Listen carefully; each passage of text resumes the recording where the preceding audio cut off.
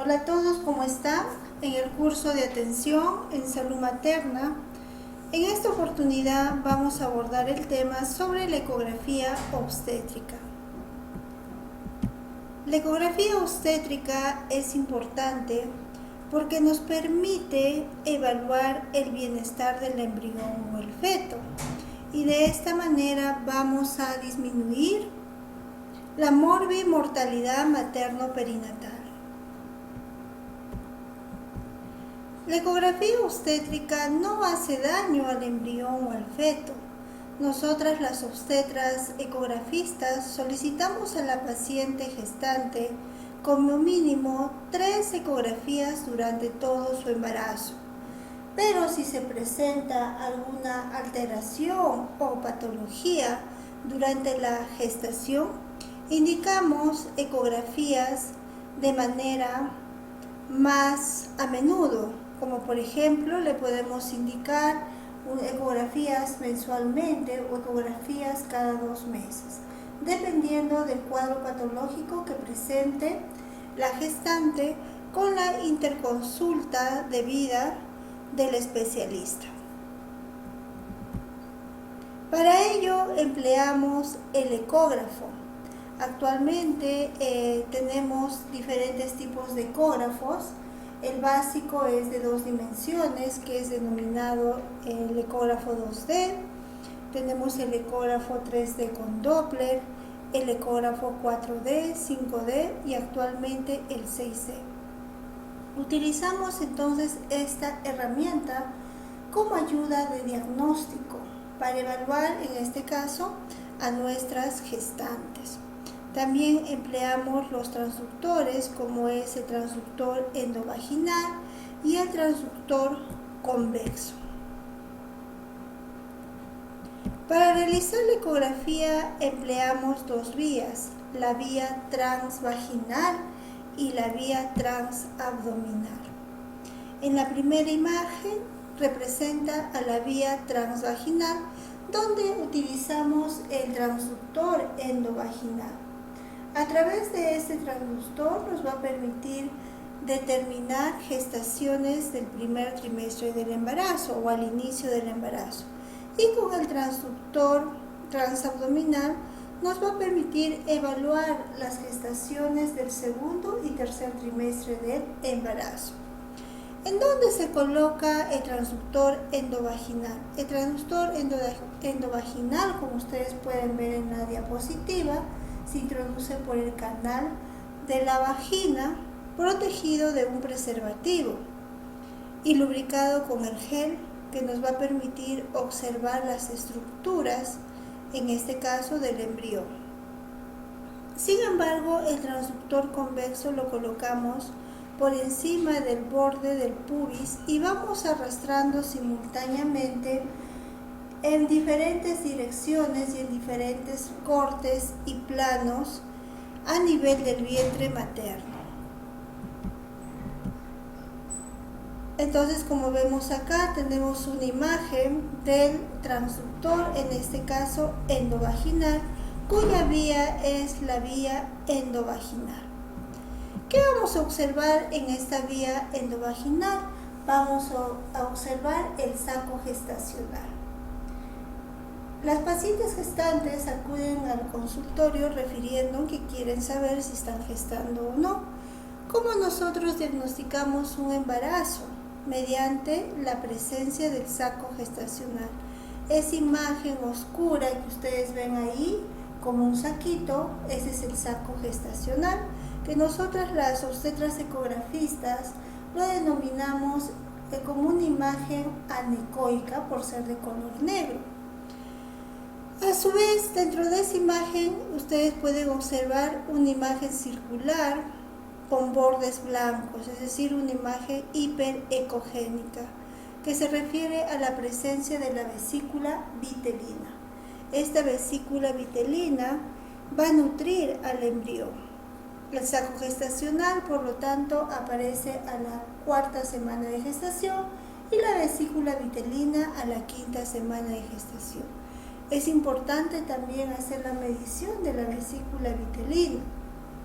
Si nosotros medimos la vesícula vitelina y encontramos una medida inferior a 2, nos indica que es una vesícula vitelina hipoplásica.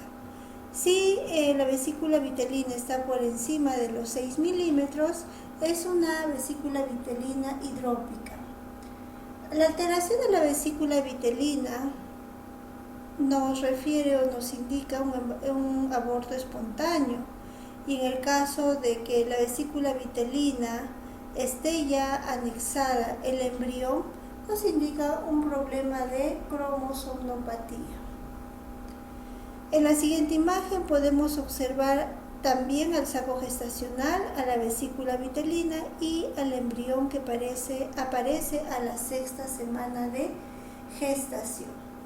Observamos al embrión, debe haber ya latido embrionario, y si no hay latido embrionario, esperamos hasta que el embrión tenga 5 milímetros.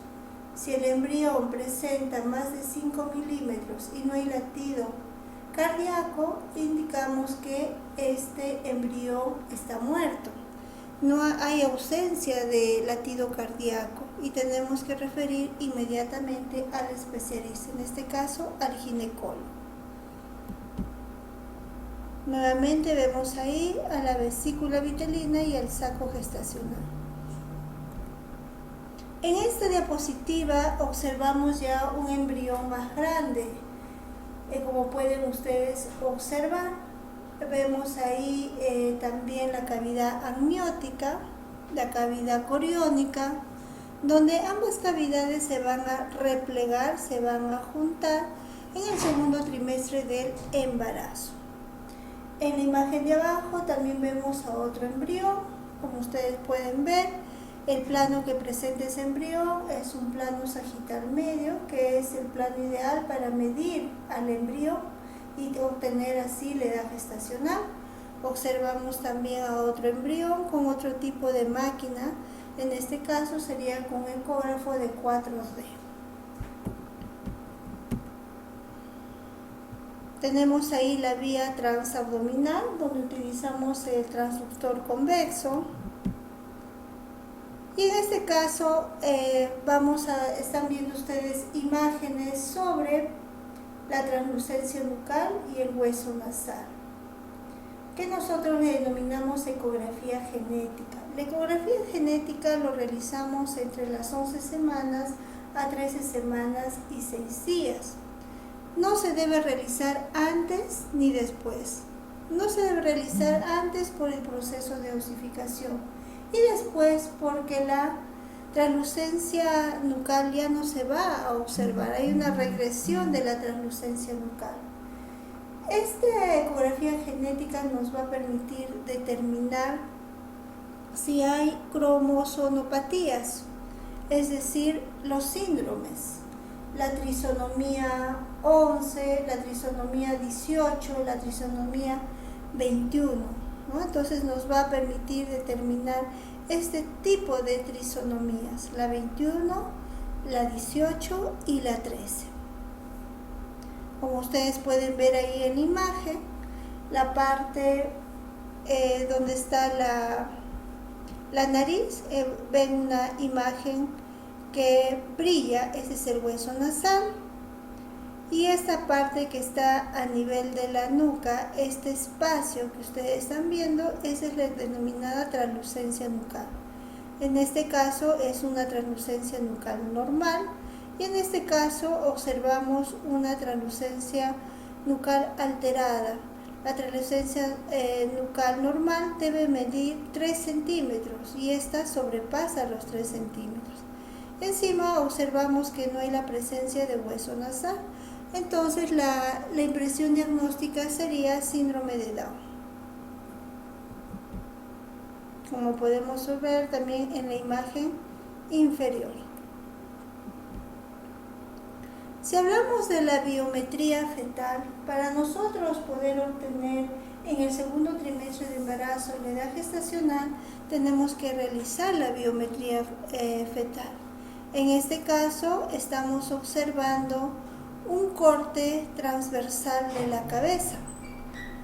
Y para medir la cabeza, en el caso del diámetro biparietal, tenemos que emplear el plano transtalámico o el plano transventricular, que actualmente lo vienen utilizando. En el caso del plano transtalámico, colocamos el caliper en la calota externa hacia la calota interna. Pero si fuera un plano transventricular, va de la calota externa a la calota externa la medición. Ahí también en esta imagen podemos medir, en este caso, la circunferencia cefálica. Y la circunferencia cefálica lo medimos de este extremo, del hueso frontal al hueso occipital.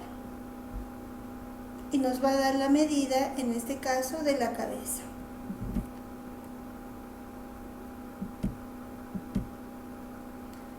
Para obtener también la biometría fetal, hacemos la medición de la circunferencia abdominal. Para saber si realmente estamos en el plano correcto o en la imagen correcta, es fundamental observar tres estructuras. En este caso, la columna vertebral, el estómago y el seno portal. De igual manera colocamos, a igual que la circunferencia cefálica, colocamos el caliper en este extremo y lo ubicamos al otro extremo para poder tomar la medición de la circunferencia abdominal. En la siguiente imagen vemos la longitud del fémur, donde nos vamos a guiar de la diáfisis. De la diáfisis a la diáfisis medimos esta estructura que nos va a permitir determinar la edad gestacional de nuestra paciente gestante y ver si el feto está creciendo adecuadamente, por supuesto.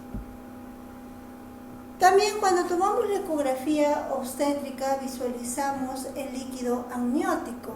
Como podemos observar acá, esta imagen que ustedes ven totalmente negra es el líquido amniótico. El líquido amniótico ecográficamente oscila entre 2 a 8 centímetros cuando hablamos del pozo mayor, y cuando hablamos del ILA va de 5 a 24 centímetros. El ILA se mide después de las 16 semanas de gestación. Es importante medir el líquido amniótico porque a través de esto nos va a indicar si hay un cuadro de oligoamnios o polidramios. Oligoamnios, que significa poco líquido amniótico, y polidramios, bastante líquido amniótico. Entre ambas patologías nos preocupa sobre todo el oligoamnios. ¿Y por qué el oligoamnios? Porque ustedes saben que va a causar alteración a nivel de la columna vertebral y de los riñones del feto.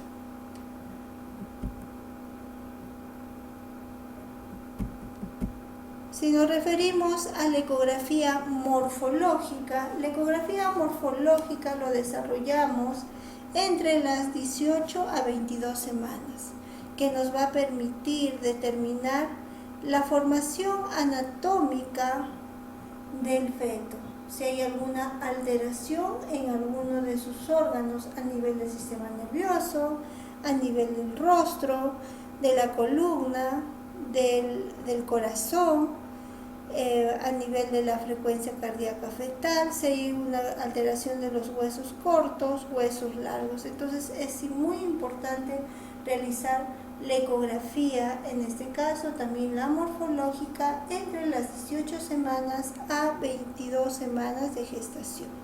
Anteriormente lo realizaban hasta las 24 semanas de gestación, pero han cambiado las guías, por lo tanto, esto han acortado el tiempo de la observación de esas estructuras, y son fechas específicas en las que se debe tomar la ecografía morfológica, que nos va a permitir determinar diferentes alteraciones, como por ejemplo, si nosotros no observamos esta estructura de acá que se llama el cavum septopelúcido, nos indica que hay una agenesia de en este caso hablamos de una agenesia del tallo del cerebro, ¿no?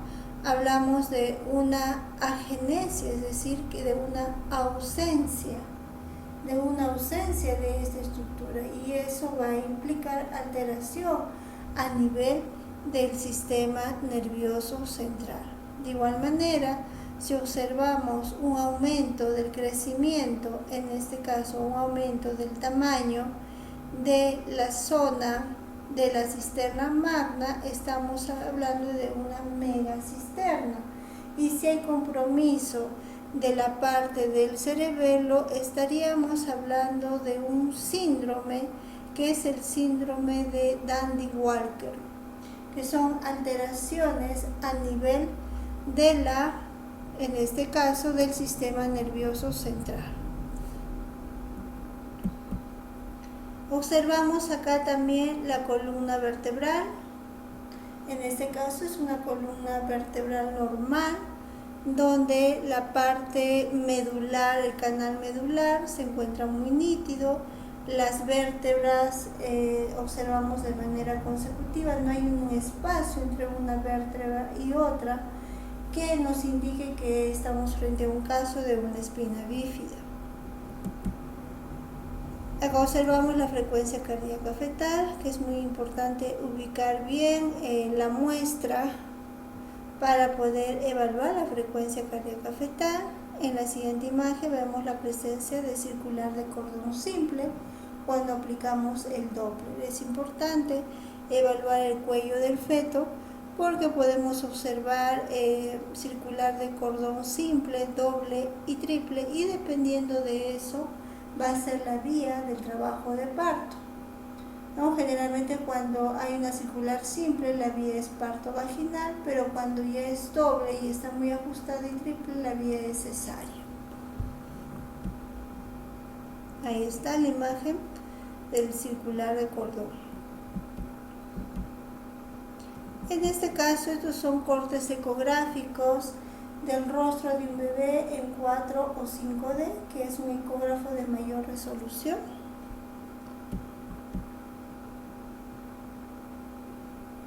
Y este es una pareja, pues, que vemos acá con sus diferentes imágenes ecográficas de su bebé. Entonces cabe resaltar, jóvenes, que la ecografía durante la gestación es muy importante porque nos permite evaluar el bienestar fetal y tomar a tiempo las medidas correspondientes si es que vemos algo patológico en la cavidad uterina, y así poderlo referir de manera inmediata al especialista, en este caso al ginecólogo. Muchísimas gracias por su atención. Nos conectamos a la siguiente clase. Que tengan un buen día.